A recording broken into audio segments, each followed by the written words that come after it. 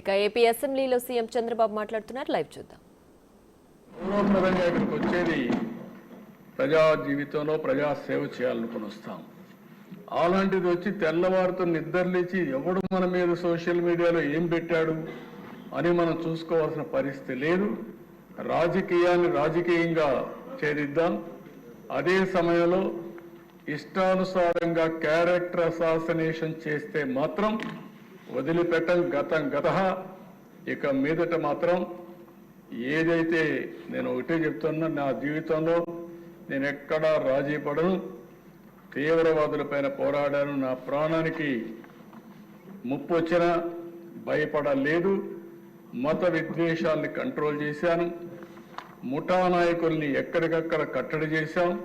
ఈరోజు రాయలసీమలో ముఠాలు లేకుండా ఒకప్పుడు సినిమాలు తీస్తే రాయలసీమ కథలే పెట్టేవాడు సినిమాలంతా కూడా.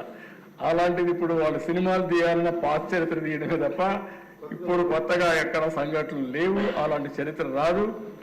అదే సమయంలో ఈరోజు రౌడీలు అనేవాళ్ళు కూడా ఉన్నారు, ఇంకా అక్కడక్కడ ఉన్నారు. కొంతమంది బ్లేడ్ బ్యాచ్ అవి కూడా ఉన్నాయి. వాళ్ళకు కూడా చెప్తున్నా ఈ సభ ద్వారా, బ్లేడ్ బ్యాచ్ జాగ్రత్తగా ఉండండి. చేస్తే మాత్రం మిమ్మల్ని వదిలిపెట్టదు. గట్టిగా కాదు, మీరు ఒక కన్నెర్ర చేసే వరకే కానీ zero tolerance on law and order. There is no second thought. ఇంకా పకడ్బందీగా నిర్వహిద్దాం. పోలీసు వ్యవస్థను ఇప్పటికే ప్రక్షాళన చేస్తున్నాం. ఇంకా అక్కడక్కడ ఉంటే ఒకటి రెండు ఉంటే అవి కూడా వేరేస్తాం. ఎక్కడ చూసినా పకడ్బందీగా నేను ఒకటే మా మెంబర్స్కి కొడుతున్నా, మీరు లా అండ్ ఆర్డర్ మీ చేతికి తీసుకోవద్దండి. ఎవరైనా సరే లా అండ్ ఆర్డర్కు విఘాతం కలిగించే వ్యక్తులుంటే మాత్రం వాళ్ళని ఉక్కు పాదంతో అణిచివేసే బాధ్యత ఈ ప్రభుత్వాన్ని చెప్పి మరొకసారి మీ అందరికీ హామీ ఇస్తున్నా. అది కూడా చేస్తాం. ఇవన్నీ చేసి ఈరోజు పవన్ కళ్యాణ్ గారి తాపత్రయం కూడా మీరు చూశారు. వేరే రాష్ట్రాలకు పోతే వాళ్ళ అభివృద్ధి చూసి ఆ అభివృద్ధి మనం మాట్లాడినప్పుడు మనం చేసుకోలేకపోతున్న బాధ ఉంది. ఈరోజు ఒక హైదరాబాద్ పోయినా, ఒక బెంగళూరు పోయినా, ఒక చెన్నైకి పోయినా, ఒక ముంబైకి పోయినా వాళ్ళు మనకంటే ముందుకు పోయారని బాధ ఉంది. అలాంటి బాధ లేకుండా ఇక్కడ ప్రజలకు కూడా న్యాయం చేసే బాధ్యత ఎన్డీఏ కూటమి తీసుకుంటామని మరొక్కసారి హామీ ఇస్తూ తప్పకుండా జరుగుతుంది. దానికి మొదటి అడుగే నిన్న పెట్టుబడులు రావడం. ఫస్ట్ టైం పెట్టుబడులు వరదలు కూడా ప్రారంభమైనాయి. ఇప్పుడిప్పుడే స్టార్ట్ అయినాయి. మనం కానీ సుపరిపాలన ఇస్తే ఇంకా పెద్ద ఎత్తున పెట్టుబడులు వస్తాయి. ఏ విధంగా చేయాలో అన్నీ చేస్తున్నాయి. మళ్ళీ సంపాదించిన ప్రభుత్వం కష్టపడి పనిచేద్దాం, సంపద సృష్టిద్దాం, ఆదాయాన్ని పెందాం. ప్రతి ఒక్క రూపాయి కూడా పేదవాళ్ళ కోసం ఖర్చు పెడదాం. ఇది నిరంతరం చేసే కార్యక్రమం. మన స్టేక్ హోల్డర్స్ అంతా ప్రజలు. ఆ ప్రజల్లో కూడా పేదవాళ్ళకి మనం అండగా ఉండాల్సిన అవసరం ఉంది. అందుకే వీలైతే నేను ఆలోచిస్తున్నా, జనవరి నుంచి P4 పాలసీ తీసుకొచ్చి ఒక 15 లక్షల మంది 20 లక్షల మంది BPL ఫ్యామిలీస్ ఉన్నాయి. ఆ 20 లక్షల మందిని ముందు ఫోకస్ చేసి వాళ్ళ పైకి తీసుకొద్దాం. ఆ తర్వాత ఆర్థిక అసమానతలు తగ్గించే వ్యవస్థ కూడా శ్రీకారం చుట్టి నిరంతరం పనిచేస్తామని చెప్పి తెలియజేసుకుంటూ, ఒక పబ్లిక్ పాలసీ ద్వారా ఎన్నో పెను మార్పులు తీసుకొచ్చే అవకాశం వస్తుంది. ఈ అసెంబ్లీ ఒక పవిత్రమైన దేవాలయం. ఈ దేవాలయంలో మనం చేసే నిర్ణయాలు ప్రజల జీవితాలను మారుస్తాయి, భావితరాల భవిష్యత్తును మారుస్తాయి.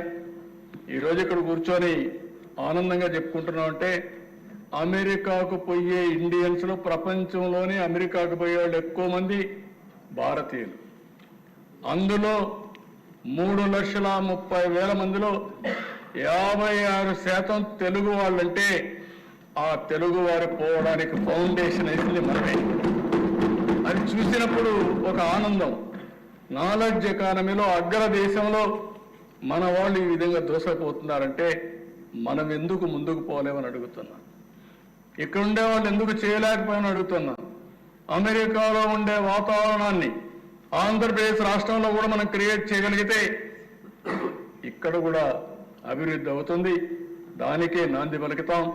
అందరూ సమిష్టిగా పనిచేద్దాం, ఎప్పటికప్పుడు చర్చలు చేద్దాం.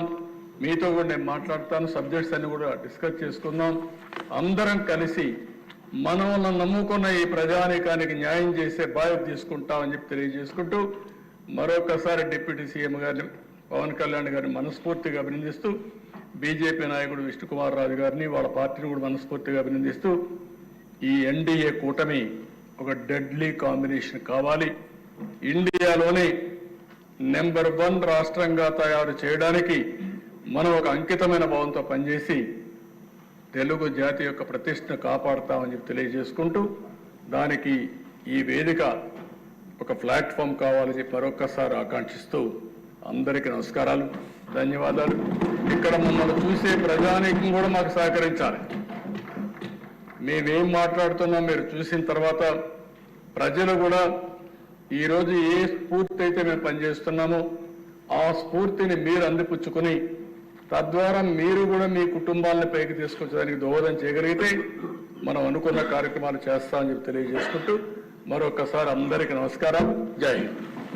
సభ్యులందరికీ మనమండి ఒక 5 నిమిషాలు ఒక ప్రతిపాదన ఉంది, అది అయిన తర్వాత ఒక హాఫ్ అన్ అవర్ బ్రేక్ తీసుకుందాం. ఆర్థిక శాఖ మార్చులు ప్రతిపాదన ప్రవేశపెట్టడం వస్తుంది. Sir, తమ అనుమతితో ముఖ్యమంత్రి గారు చెప్తున్నారు. on behalf of Honorable Chief Minister, I beg to move that the members of this House do proceed to elect members from amongst its members